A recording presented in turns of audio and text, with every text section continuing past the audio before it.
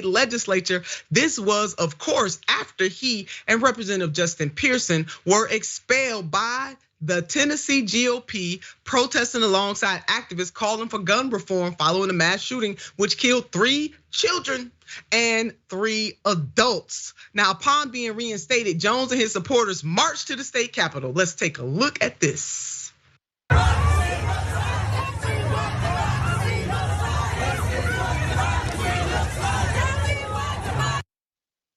Woo, that's my jam, baby. All right, so that's for Representative Justin Jones, and then Representative Justin Pearson. That vote to reinstate him will happen tomorrow.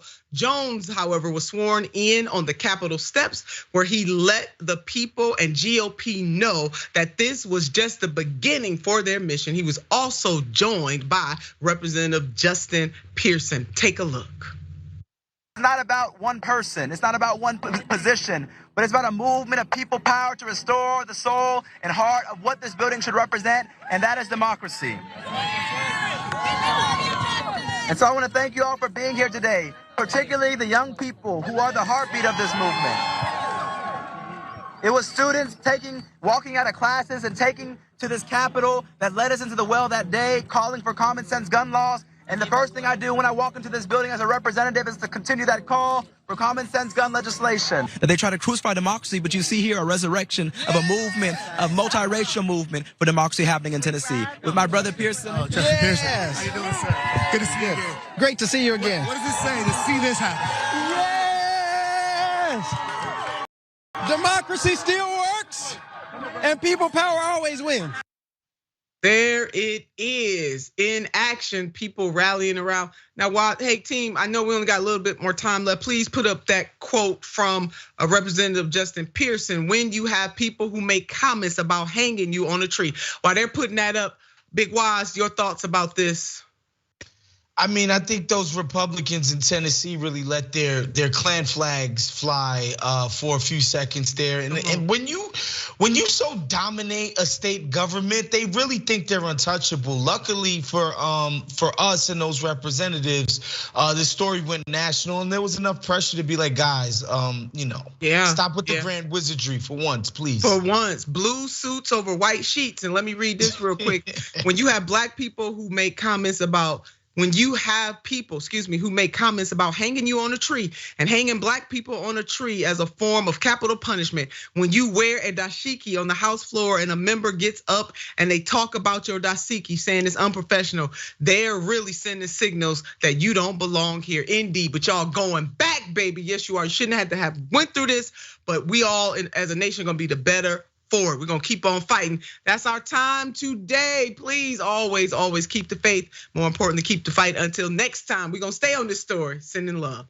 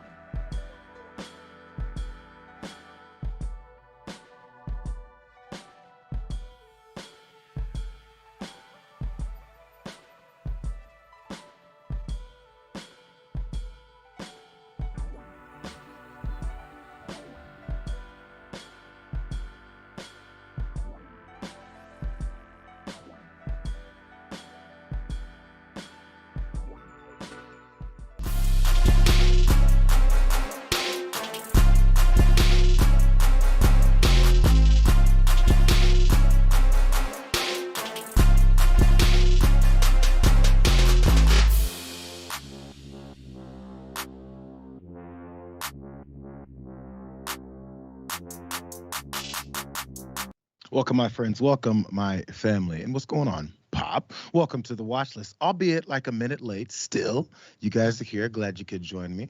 I'm Jayar Jackson. Glad you could be here. By the way, you guys are here. You're punctual folks in front of me. Go ahead, like, subscribe, share the stream. Let everybody know what the hell is going on. And if you need some help letting everybody know what the hell's going on, Wosny Lambre joins me to help me tell you guys what the hell is going on. He's a TYT contributor, and my man works too damn hard. How you feeling this week, kid? I'm good, man. I'm just happy that through the magic of showbiz, I could be on with Senator Turner on Unbossed right before this, and now I'm right here on the watch list. I'm ready to go, baby. Let's do it. I gotta make sure that you have the energy still up and available, and I think you just confirmed that. We're all good here. I left my damn energy drink outside, so I gotta go off of whatever the hell is in here. So we can go ahead and get started with some things going on, you guys. As we know, the latest stories that's happening throughout our politics, before we hopefully get to some kind of fun, as we jump into what happened, of course, in Kentucky with yet another week, which means yet another mass shooting. The fallout and response is happening today. Let's go ahead and start. If there is no red flag in this man's life, how do you stop this? How do you suspect that he could even entertain the possibility of bringing a rifle into a gun where he worked? Bill, it's so random. Again, you come out of Resurrection Sunday and everybody was going to work and had no sense, based on what we have understood at this point, that this was going to occur. And, you know, there will be a time for conversation about policy and all those things. But it doesn't seem like there was any hint that this would have likely occurred. It's the same thing over and over again. After the shooting in Louisville, Kentucky at that bank, their Kentucky Attorney General, Daniel Cameron, is talking about what we always hear us talking about. This isn't the time. I mean, you know, it's just devastating, horrible what's going on. Let's let him continue and see if he has any answers outside of nothing. Is there anything you would have done to change any of the laws that led to this young man having the gun and using it yesterday morning?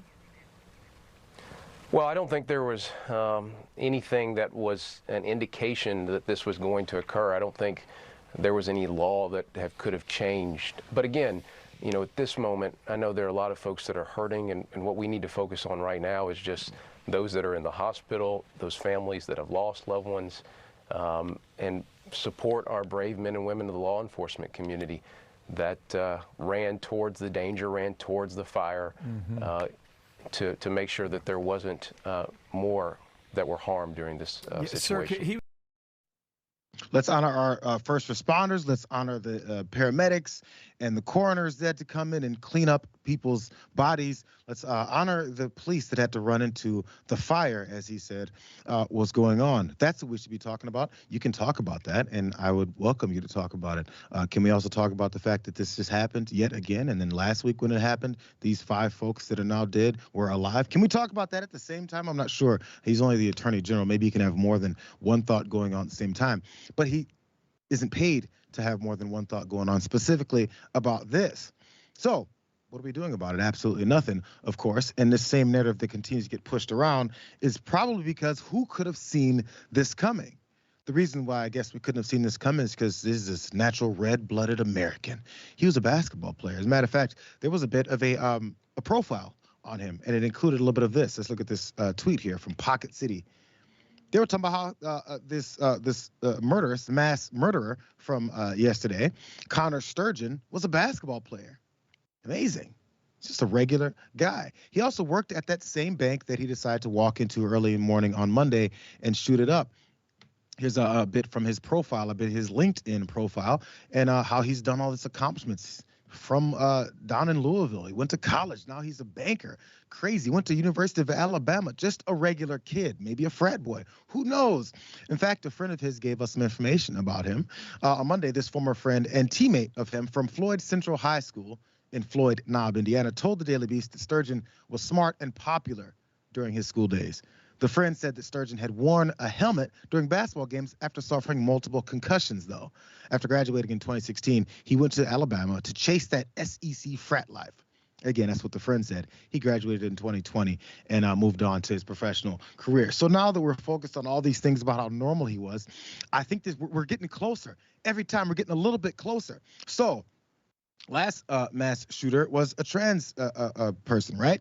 And then the one before that was probably like some white supremacists. And the guy before that was maybe a black dude. And the guy before that was like a gay Latino guy. And the guy before that was another Nazi. And another guy before that was then a white supremacist as well. It kind of mixes a little bit with everyone. And the one common thing they all had was that they were carrying these huge guns, blowing people's body parts all off. Really weird how that's the constant thing. And now that we can't figure out where this normal guy could possibly come from, let's just go back to saying, I guess we can't do anything about it. It's a circular, constant conversation that we'll continue to have. Well, next week, people who are breathing and living their lives and being loved by their families right now will be effing dead. And you know what we'll say then? Oh, we can't talk about it right now because we should actually congratulate the law enforcement for coming in and congratulate the paramedics for coming in the coroner for picking up bodies. We should do that instead because there's people breathing right now, potentially watching all this coverage and going, wow, this is horrific. It sucks when I'm going to be dead next week too. Who knows when that's going to happen or who knows where it's going to happen, but it just might happen. It's for the price of freedom for some reason. By the way, this whole profile was, I'm going to stop yelling. This whole profile that they had on him from the Daily Beast, I assume they were doing it to let people know just how random this could be, just how maybe even scary this could be, that someone who was this basketball star who, as friends said, he wore this helmet, so maybe he had some concussion issues. They maybe had him in these types of mental states where he could pull off something like this because it was completely unexpected. As we keep talking about this, what it also does is it ignores how horrific this looked and also how it was and how then again, it's just random and who knows how you can stop this. Who knows?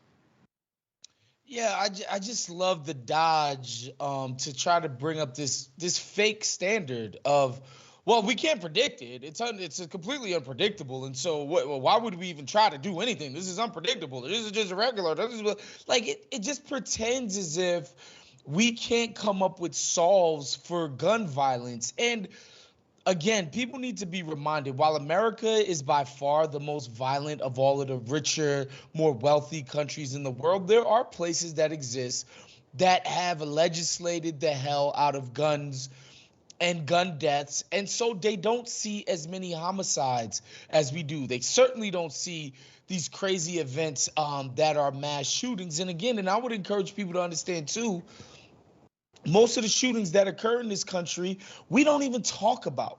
It's just normal. People get into these mundane arguments, whether it be road rage, lovers' quarrels. Sometimes it could be as simple as a freaking gambling debt that isn't even that much money. And people get into arguments and folks die every single day. It doesn't even have to be this extraordinary thing where some guy shoots up a church or some guy shoots up a concert or some guy shoots up something else. This stuff is everywhere. You don't even have to be scared of just like a mass shooting. Somebody might just shoot you for no reason, period. That's how prevalent this stuff is. And this idea that, oh, there's just nothing we can do about it is absurd. It has to be, I guess, more than 3 people before we talk about, which, by the way, there's plenty when it's more than 3 people.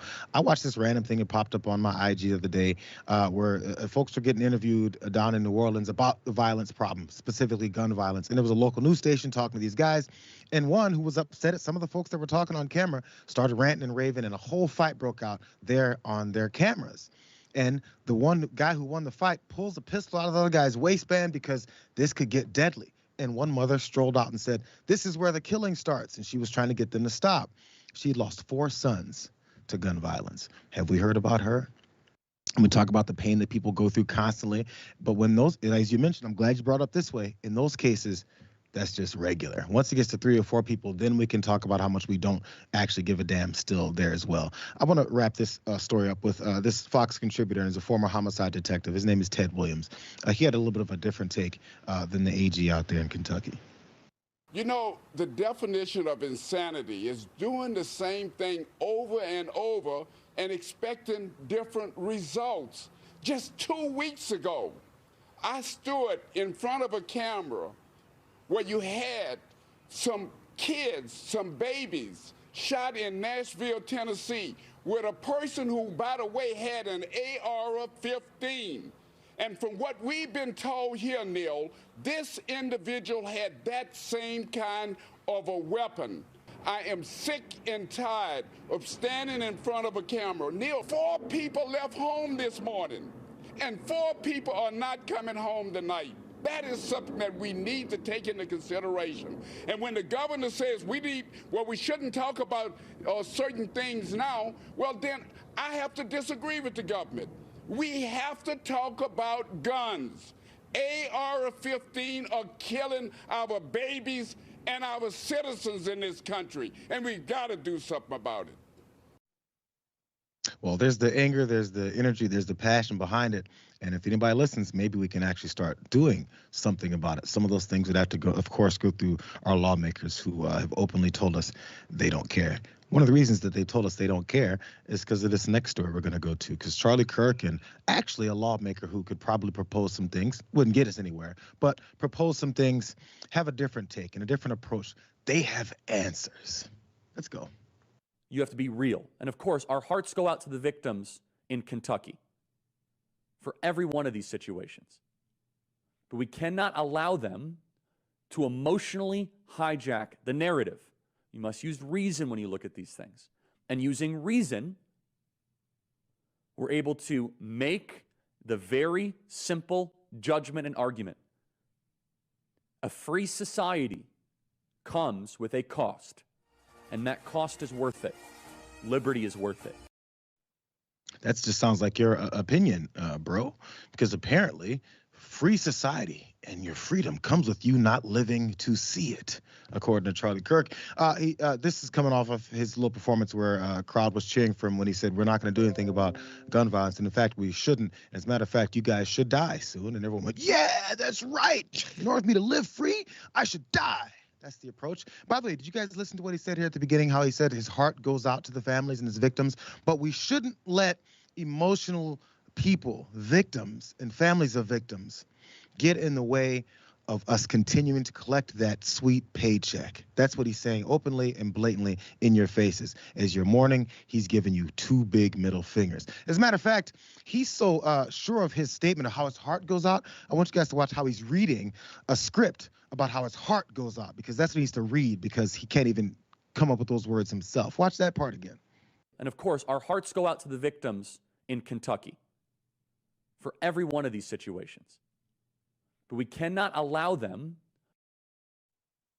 We can't allow them. My heart goes out to the people of Kentucky who were shot. That's how much he cares about what's going on with these folks. As a matter of fact, let's let him continue with how he even got to this point. Here's some bad ideas. As I said at my show, isn't it interesting how there's no mass shootings at gun shows? And if there was, it'd be neutralized in just a second. It's not the technology that is doing it.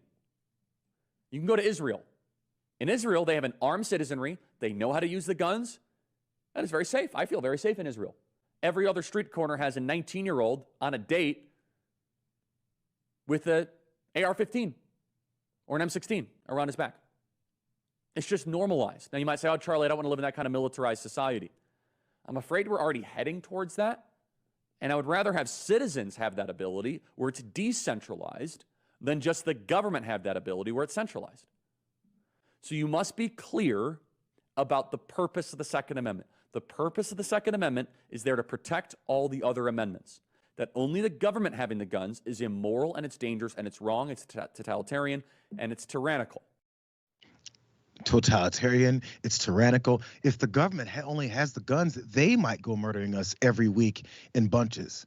But instead, we'd like to arm every citizen in the country so that we can do it ourselves, because that's what's happening. They like to pull this wool over your eyes to be like, you have to stay prepared, because when the government comes for you, you have to have your guns ready to shoot each other. Which, by the way, before the government comes for you, have your guns ready and get to shooting each other, because the government wants you dead. If the government wants you dead, it's working, because we're killing each other at a higher rate every time we do one of these things. I saw you shaking your head there, Woz. I'll let you jump in here. I mean, this guy is clearly trying to lead the sheep to slaughter. This concept that the people are going to rise up with their weapons and take down the U.S. military, the military that they spend trillions of dollars on literally every single year, you're gonna do it with your little pea shooter and your hunting rifle is absurd. I mean, that's just an absurdity. You couldn't defeat the NYPD with that crap, much less the stuff that they got like drones. And that's before we even talk about like, we don't even need to get into the stuff the deep state could do to it's you. Cartoonish. It's just crazy. This like he's literally just playing with these folks. Just this idea that you know the Second Amendment is there so you could take on the government because it's protecting your right to free speech to own a gun. It's laughable. It's the most simpleton interpretation of those laws that exist. Well, that's you said it's laughable, and the reason why you may say that is because many times they laugh when they're saying it. So that's just Charlie Kirk. He's just a pundit. He just talks. He only affects many of these conservatives in their legislation. We've seen that many times. As a matter of fact, just a side note, this whole thing happening with Governor Abbott there trying to pardon the guy that murdered the Black Lives Matter protester in 2020. He's getting pressure from pundits to tell him to do it. That's how this whole thing works. These pundits who have the ears of all these folks then put pressure on politicians from their party, and then they go doing their bidding. Here's one of the politicians from their party. So as he grins and talks about this, here's Matt Gaetz. We, of course, want to take time to mourn the loss of innocent life, but we should not wait in acting to prevent these frequent aggressive acts from happening in the future. Democrats want to blame guns, of course. But we know it's not that simple. It's misguided, even. Your grandparents used to be able to order mail-order automatic weapons, and when the Second Amendment was written, the American people, such as they were, could own cannons. No mass shootings back then. You own cannons. I mean, I'm just saying. So is this a part of the joke part about this approach, or is this something you're saying should happen? Because your grandparents used to be able to mail-order some machine guns, stuff like that. So what does that have to do with this again? Oh, there was no mass shootings there. I don't know. Were there malls then? Were there also people? There was definitely mass murders then. They would definitely kill certain groups of people. What else your grandparents did was they targeted certain oppressed humans and killed them indiscriminately, and the law backed them up. So let's go back to 1930s when your grandparents were getting guns in the mail. Or let's go further back when cannons were available, because that'll help. They don't take this seriously. Those types of points are not taken seriously in their own brains. They're filling some space and they're just talking. And they hope that you nod along and go, yeah, that's right. Back in the olden days when cannons were available to everyone, it didn't happen. And then they leave it at that until your ass is dead. And then they laugh and collect that next paycheck. As a matter of fact, the ATF said this, pointed this out on their website, because the National Firearms Act from 1934 was looking to end this gang violence from gangsters. I'm sorry, no, not the minority gangs. The gangsters from back in the day that were fighting over prohibition and things like that, and black markets, things that they were selling that were no longer legal. One of those things was machine guns that they had, silencers, sawed-off shotguns. You ready to bring that back, Matt? You know what? As a matter of fact, there's more, because some of these firearms that were included in the National Firearm, their act that they were banning these types of things were also listed. Machine guns, short-barreled rifles, short-barreled shotguns, suppressors, silencers, and destructive devices. Maybe things close to like bombs and things like that. Still, Matt Gaetz, as he was ranting and talking about all of his great solutions, which again, he doesn't take seriously. Never take this seriously, because if you ask him the next question of, so how does this get implemented and how does it look later? They don't have an answer, because that looks like hell. Here's him talking more. The Democrats are purposefully riling up their nutty shock troops in hopes that they will terrorize normal Americans into submission. It's the Democratic Party and Big Pharma that are unleashing the crazies on you, and nobody seems to have a solution for it. So here's one. We need to reopen the asylums. There are severely mentally ill people who do not have a right to wander our streets seeking and selecting who they are going to terrorize. Whether there is criminal culpability or not, there is a permanent element of society that is dangerous. And it does not make us more just or more compassionate to have them walking amongst the rest of us, because then you see the type of loss of life that we've seen too frequently from these acts of violence. Now, subject to due process, of course, in our Constitution, we have to put some people away, and that might not be politically correct to say, but it is the truth that we encounter, especially in a world in which we're getting so many people chemically addicted. Good people have a right to exist in the country without wondering if some crazy leftist or mentally ill individual lurking around the corner is about to post up and kill you, maybe even at your local bank, like we saw in Kentucky. If you're not seeing where this is going, it's one of those things where we're starting to lean this, as they did with the Tennessee shooting. So those Democrats are unleashing their crazies onto society. He said purposely unleashing these crazies onto society because I guess Democrats have a bunch of crazies locked up in some kind of room, and they unleash one every week to go and shoot up folks in random places because the plan is to terrorize everyone, because the left is coming to terrorize you. So his solution is open up asylums and put these crazies along with his political enemies in these asylums, prisons, work camps, whatever you want to call them, lock them away from the rest of us good folks in society. How do you determine that?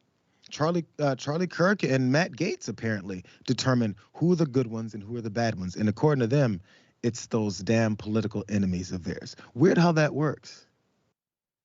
Yeah, I don't. Charlie Kirk wants to put a gun in everybody's hand, and Matt Gaetz thinks that we should lock up people who he deems to be quote unquote crazy. I mean, if they want to have a conversation about having a more robust perhaps healthcare system where people get mental health care from early ages and have that be, actually of a quality that would be able to actually combat the problems that we face in this country. Let's have that conversation. Absolutely. Charlie Kirk saying that the cost of freedom is that, every now and again, little kids should be absolutely slaughtered and mowed down, and he says this unironically, and he thinks that people should take him seriously. It's absurd. Nobody actually believes this. These are the folks that I guess some politicians, some people who talk in political circles think we're supposed to negotiate with. Let's come to a middle ground. What's the middle ground between let's stop murdering, I'm not even going to say just kids, anyone in society, and folks who said we need our solution is to bring cannons back and also jail our political enemies. Where's the middle ground? I want you guys to try and find that middle ground as we go to this first break and come to some of your comments. But after we get to your comments, we're going to have more what happened in Tennessee. Yes, Representative Justin Jones was voted back into his seat on an interim basis. And he had some things to say about, and actually a story to tell about one of those Republican lawmakers who ousted him. In fact, wrote the bill or wrote the paperwork there to oust him, and how big and bad he was when he wasn't talking with his buddies. Can't wait for that. We'll do all that when we come back.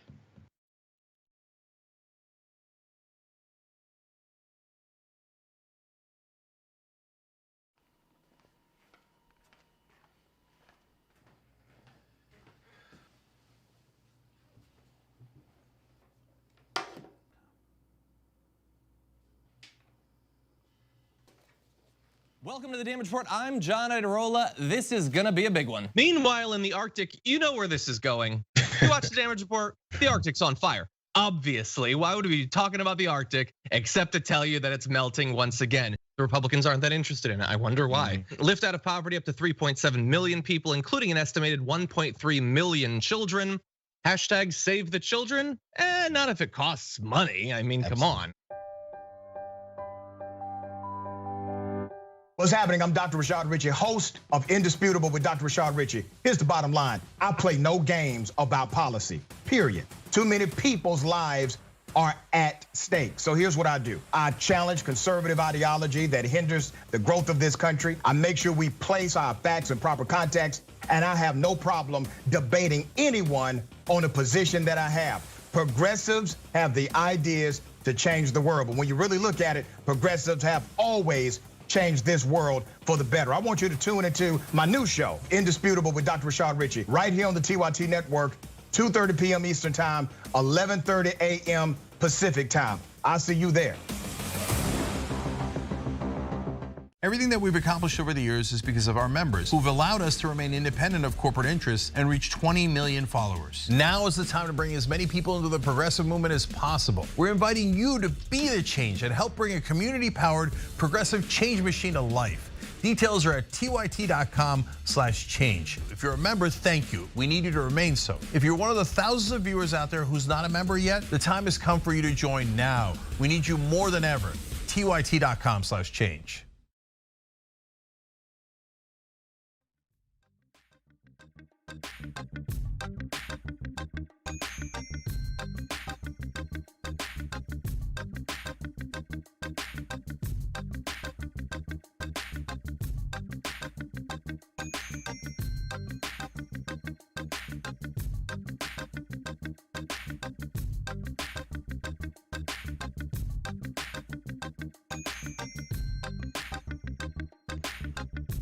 I was talking too long, so I'm only read a couple of comments.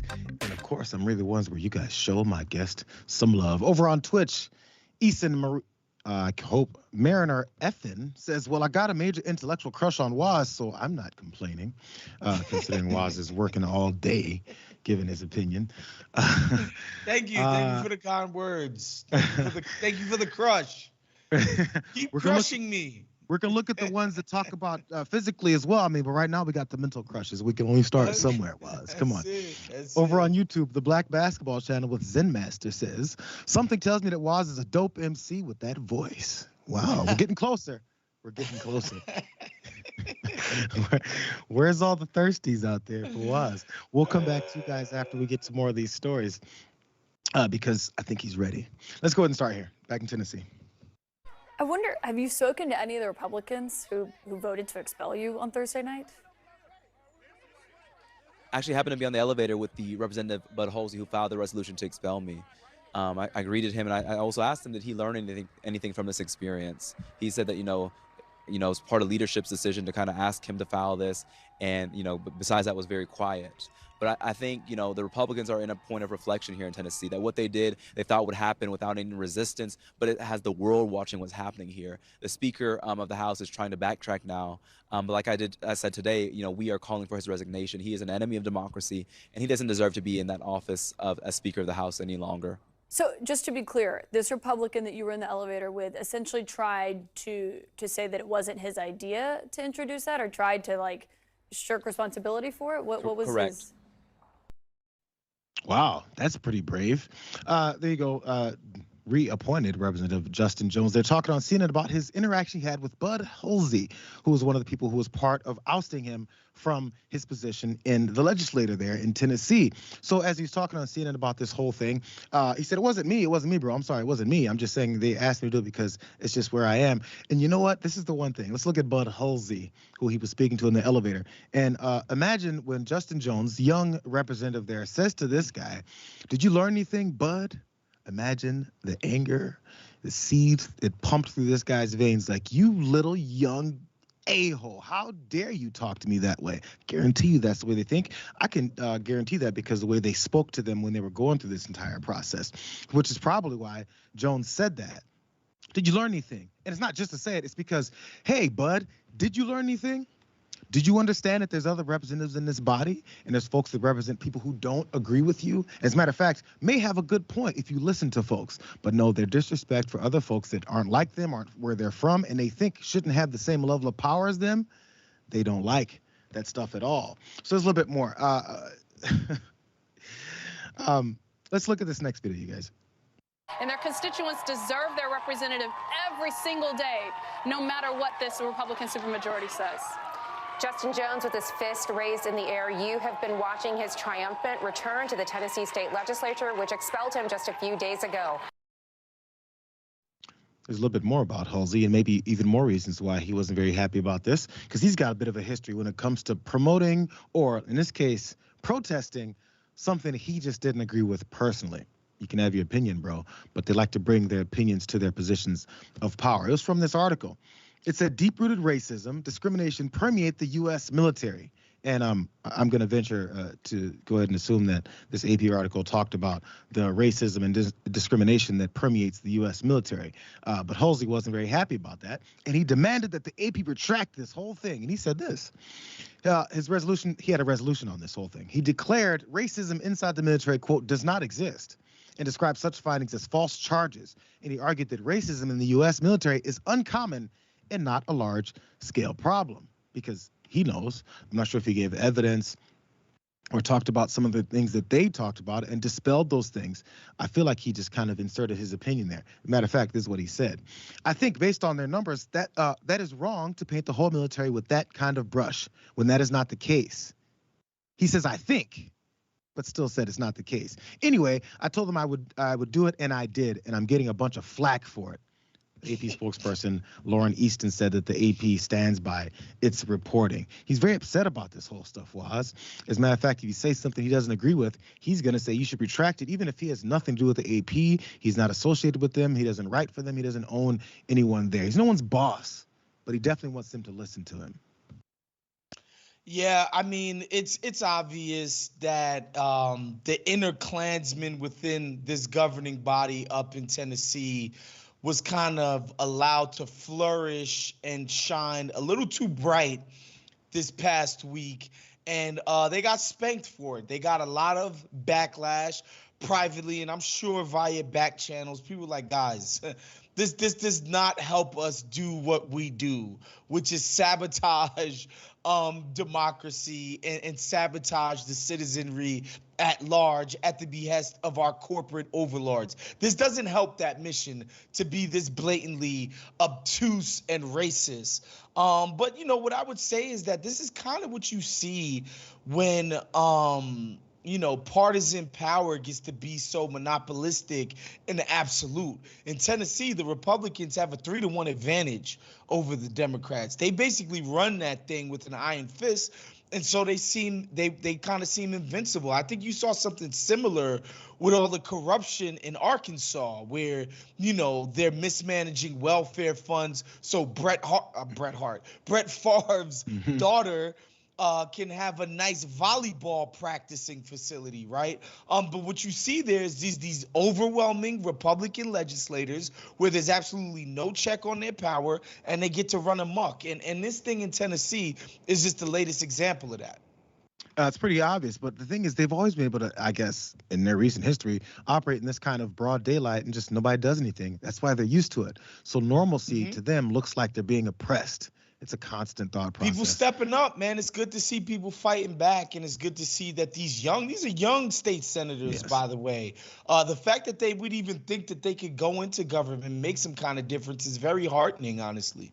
They don't like these uppity folks coming around saying these things, by the way. There's that one point that Jones did point out. He goes, we're looking to come for the Speaker of the House, Sexton there, right? And you're coming for him because of his corruption, the way he runs places. Oh, this is not over.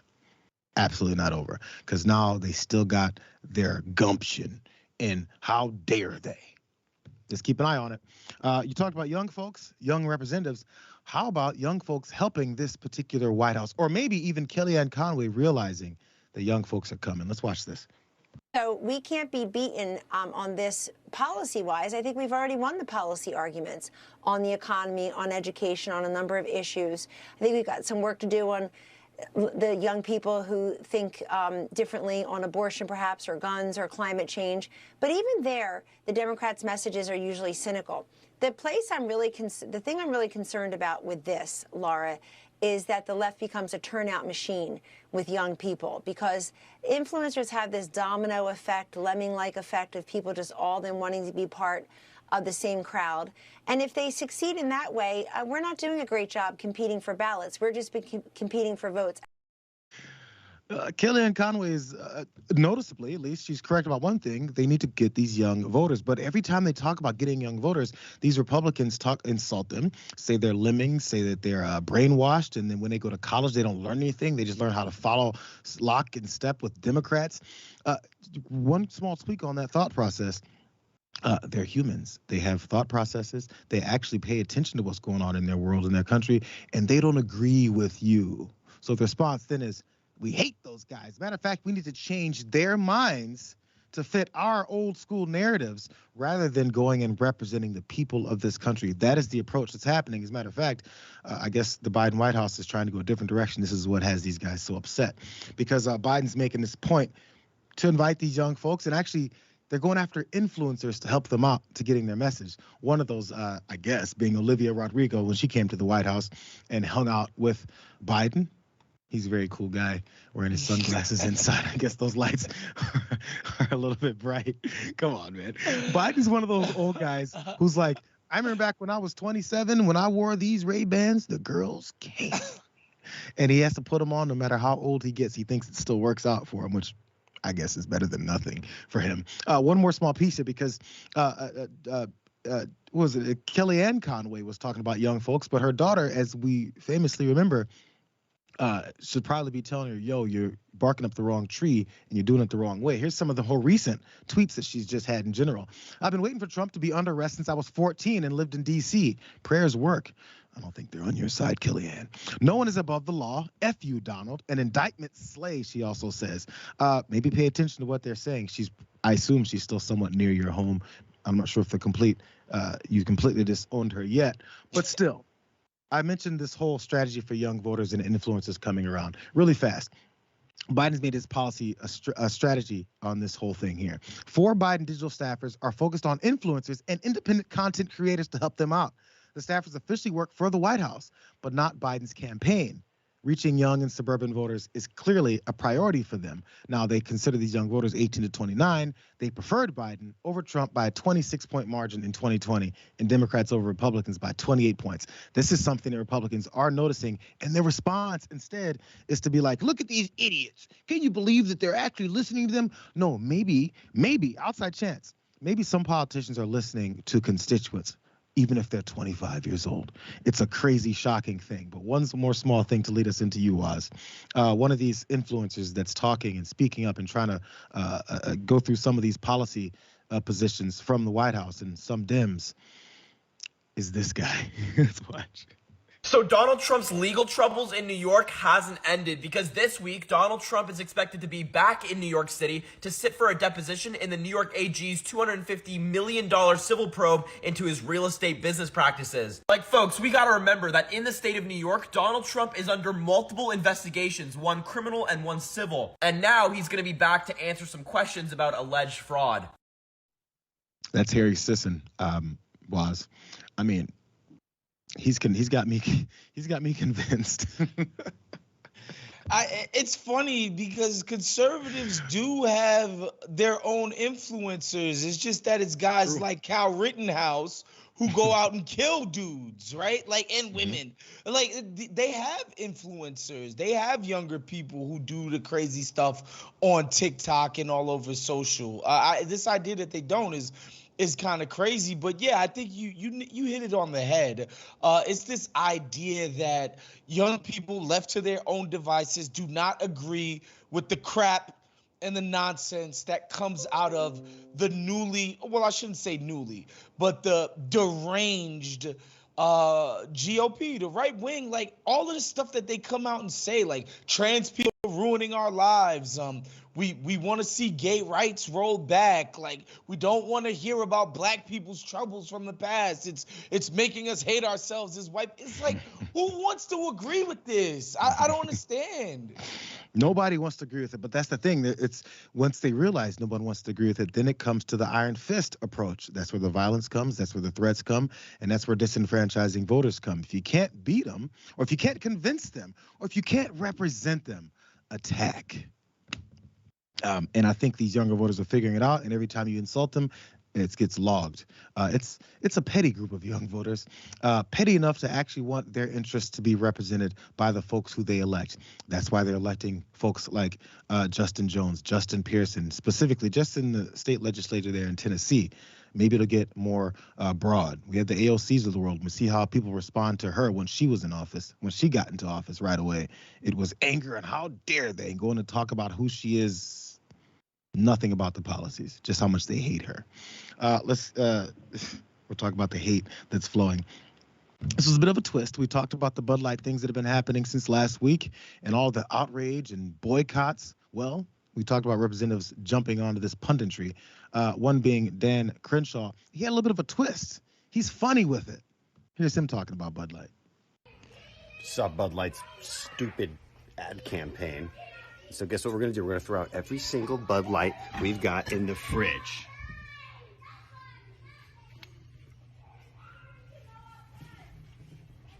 All right, well, I guess that was easy. Dan Crenshaw is so funny. I will concede to him that was clever. I'm gonna go throw out all these Bud Lights in my fridge. Oh, I don't drink crappy beer. It's not in here already. I never bought that stuff in the first place. None of my money goes to Anheuser-Busch. I think you guys are seeing where this is going. One of those beers in Crenshaw's fridge is owned by Anheuser-Busch, subsidiary probably. Let's go to this next video. The fridge.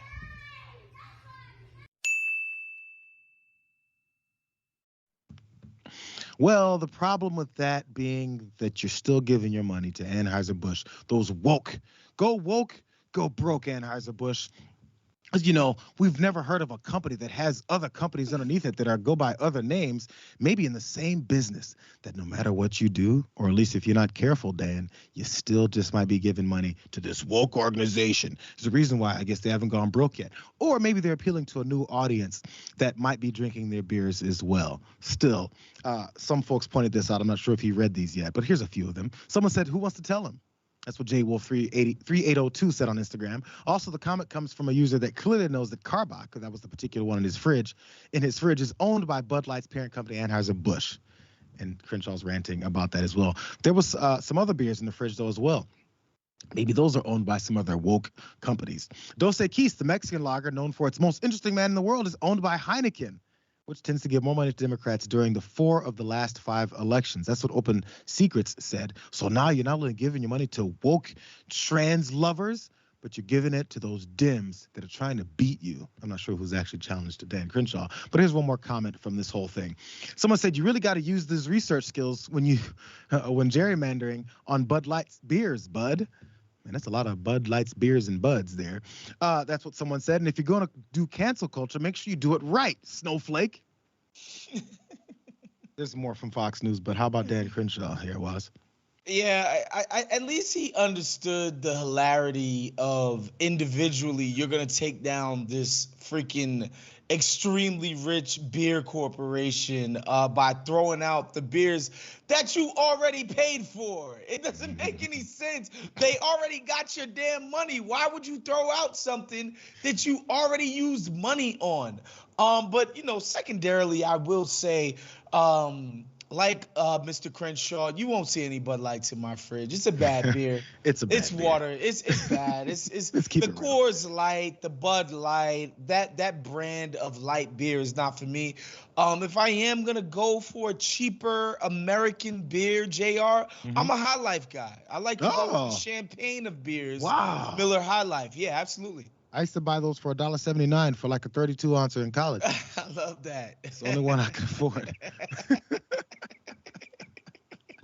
Let's keep it real. That's the reason. And that's it. That's it. As soon as I made more than $3.50 an hour, I was purchasing the next one up, which was Coors. Still, really fast though, because this is a part of the narrative that's pushing from these conservatives. Because I mentioned how Fox News was on this as well. Here's their headline. This is wonderful. It said Bud Light suffers a bloodbath as longtime and loyal consumers revolt against transgender campaign. This transgender campaign that they just found out about in the middle of last week, and now Bud Light is suffering from the bloodbath. They're going out of business. I'm so proud of these folks. Here's one of the details from this article. It says 80% of Bud Light drinkers ordered something else this week. They went to bars and places in, I think, Hell's Kitchen in New York. That's what the brewhouse owner Alex Casares said to Fox News. While the 20% who did order Bud Light weren't on social media and hadn't heard yet about its new transgender pitch person. So what Fox News is trying to tell you guys, and has told enough of their idiot followers, is that 100% of the people who've ever ordered a Bud Light in this particular bar would not have ordered a Bud Light. 80% of them heard about it and said, hell no. And another 20% said, oh, I hadn't heard about it, or else now, hell no. That's literally what they said in this article. They also said they went to multiple of these places and, man, the Bud Lights were just sitting in the fridge, just forming moss on it or something. Nobody wants to touch the stuff. They heard about it and they're out of here. I honestly don't care if Bud Light has more profits or if they make more money based off of all this. I actually don't care. But when it comes to trying to push this whole narrative that, oh, my God, they're falling apart because it's been 4 days since people have been ranting about transgender folks getting some kind of an Instagram partnership with Bud Light for a month. then that's what we're all upset about. Because once 4th of July rolls around, I want you guys to ask all those MAGAs out there who are holding a Budweiser can with the American flag on it why they're drinking that. Because they will be. Yeah. And that story's BS, by the way. Go ahead. It's ridiculous. And just this idea that individually, again, that you're going to take down this company, as much as I might like to think that I can, I still end up getting them damn chicken biscuits from Chick-Fil-A. It's not my proudest. It's not my proudest stuff, y'all. But damn, it's so tasty. What do you want from me? You weak-lid you. I go to Chick-fil-A every day. I order the chicken sandwich, I order the nuggets, and then I throw them out the window, bro. Because they're not gonna get me. Don't pay your money and throw it in the trash. That's the new activism. These fools. All right, let's go to this next story. We're having too much fun with that. Let's go to something that's much more depressing because it's the watch list. Let's go. So we know how people in power and conservatives use culture wars in order to distract and diffuse us from challenging institutions of power, right? And I want to talk about how the attacks on trans and LGBT people factor into this.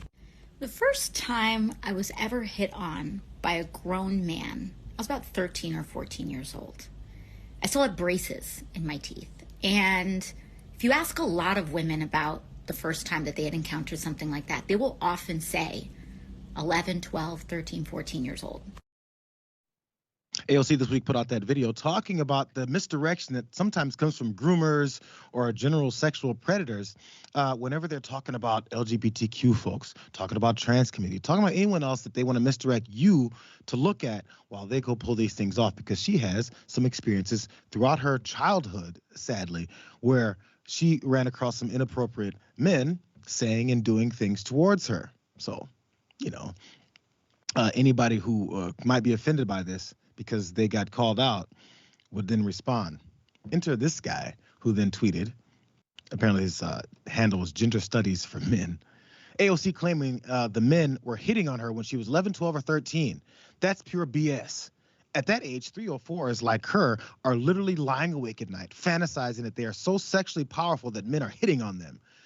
I'm trying to figure out where this makes any sense and how this helps this guy out. But apparently 304s, by the way, my producers didn't help me, but I looked it up yesterday when I saw this. 304s is a hose, by the way, because, when you were in third grade, you flip your calculator upside down and you could write words. So that's literally where they got it from. And these are people that they expect to be taken seriously. Still, after that happened, he decided to put himself out there like that and wave all those red flags about who he is. Then folks jumped on. Countless women jumped on and gave their own stories of being harassed, hit on as a child, because it happens all the time. Here's one person.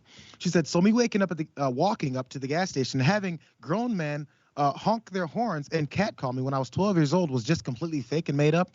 Yeah, okay, buddy. This woman, Jessica, says, first time it happened to me, I'd just turned 11. It was a shoe salesman at Nordstrom. Thankfully, my mother was there. That people don't believe women about this stuff boggles my mind. There's another. She says, weird men say this. Women are hideous and hit the wall the millisecond they hit 25. Women, weird men have been creeping on me since I was a child. Then weird men, that's pure fantasy. The craziness is that's part of their fantasy, is that they then approach these folks. The stories that I've heard from women friends of mine from college on, it's horrific. There's things that you hear all the time. And it may make you understand why maybe if you're walking down the street at night and you see someone approaching you and you look a little, who knows what you look like, sometimes people fear off the sidewalk and go around you because they're alone. And you go, how dare you? You don't know me. That's the point. And they've had multiple bad experiences. I have an idea for these guys. Talk to your friends. If you're offended by the way women respond to you sometimes, talk to your friends. Talk to your family. And when you see them doing these things, because I've seen folks that I've associated with doing these things, and you go, yo, you might want to chill with that, because that ain't right. And actually, you might make people like me look bad. Why are we going to the victims of these types of things rather than some of the culprits of these types of things? One more piece here was, because this guy apparently, we assume it's the same guy because the name is the same, he apparently publishes his own books, the one who was pushing back on AOC, and he's popped up somewhere. One of them is how to avoid, this is one of the big red flags, how to avoid false accusations of rape, self-defense in the feminist state, because that's where these accusations come from. Also another one, women of the Klan, foundations of modern feminism. And oddly, some of these folks who like to talk about where feminism is done to folks and how it's associated with the Klan here, support people that support the Klan. Just gonna point that out for you guys. And one more, rape hysteria, lying with rape statistics, female sex predators. Yo, just calm down, live your life, eat some dinner, and try and think of a way to approach humans without thinking about it's all about you being this victim all the time. But still, it'll never change. It's all selling. Yeah, I mean, allow people to speak their truth. This idea that AOC could not be telling the truth about her own experience of dealing with men who were creepy or, you know, obviously immoral and trying to hit on young women. I don't know why you need to jump out the window with that. Like, your personal experience might be that, yeah, you didn't talk to little kids when you became an adult, and bravo, good for you. You're a decent citizen in that regard. You know, you get a gold sticker for that, but that doesn't mean that this stuff doesn't exist. And to imply that it doesn't, I think is quite naive and stupid, to be real, because we do fetishize youth a lot 100%. In our pop culture. And like, you know, just look, I happen to be really close with somebody who works at a major social media company, and a big part of their effort is curtailing this kind of stuff on the internet from people reaching out to younger people, even though they're way older. This is not fake. This is real. Absolutely. And again, if you actually stop and pay attention, you've seen it. Trust me, you've seen it. You've heard it. Yep. Some of that happening. You talk about the fetishizing of the youth. Think about how when we just see a celebrity, this is common. This isn't something that's specific to, you know, whatever conservatives may be trying to hide or some of that stuff. It's so common. Think about how when you see an actress that starts and she's like 14, and then there's this countdown until she's an adult. It happens all the time, and it's very open. People are like, oh, I can't wait till she's 18. What are you going to do when she's 18? And why are you waiting until she's 18? This famous person that wants nothing to do with you and doesn't know that you exist. But still, we have this weird thought process to follow after young folks and wait until they're old enough for you to have these disgusting thoughts about. It's the weirdest thing in the world, but we've normalized it to the point where when people say, hey, yo, that's not cool, they go, look at you back in this feminist agenda. Yeah, you look like the bad guy. You're the bad guy. So these red flags are popping up all over the place. And, you know, I guess they're not really worried about it because we don't do anything about it. We have a couple minutes left. I'm curious what you guys have been saying about all this stuff, specifically some of the things that's been going through some of these stories that AOC had to tell and other folks that were talking about it as well. Let's see what we have. Oh, no, we got more love for Waz. Oh, here it is. This is Ensign Mariner Effin, the same one that came in earlier. Was. OMG, now my crush is bigger. It's physical too, but I didn't want to be a creep. Okay, we're towing the line, but you know what? I asked for it. We requested it, and you followed up. TYT, remember really fast. I want to talk to some of you guys. M. St. Clair, 1962 says, this is back on the stuff going on with these shootings. Sorry for the sad switch here. I'm from Kentucky, and A.G. Cameron is a typical GOP zealot. He was one pushing the abortion ban. He also let Breonna Taylor's killers off the hook. I remember his face from that. That's what I was trying to remember when I first saw him. He's horrible, and I'm ashamed to claim him and all of our representatives for that matter. Not surprised that he sends thoughts and prayers. Did he send those? I mean, they're trying to avoid that line now because they know it's become a little bit more pointed out how meaningless it is to them every time they utter it. But his was, hey, let's congratulate the law enforcement that showed up after the massacre happened. And congratulations. I'm glad that they were there. Let's maybe make sure they don't have to do it next time. That's it, you guys. We're done with this show. Thank you for being with us, Waz. Also, thank you guys for being with us on this day. Trust me, you guys, I'm looking for a little bit more lighthearted, maybe chill things. We'll try it again tomorrow. But until then, go check out the Young Turks, Anna Kasperi and Cenk Uygur. We'll see you guys on Wednesday.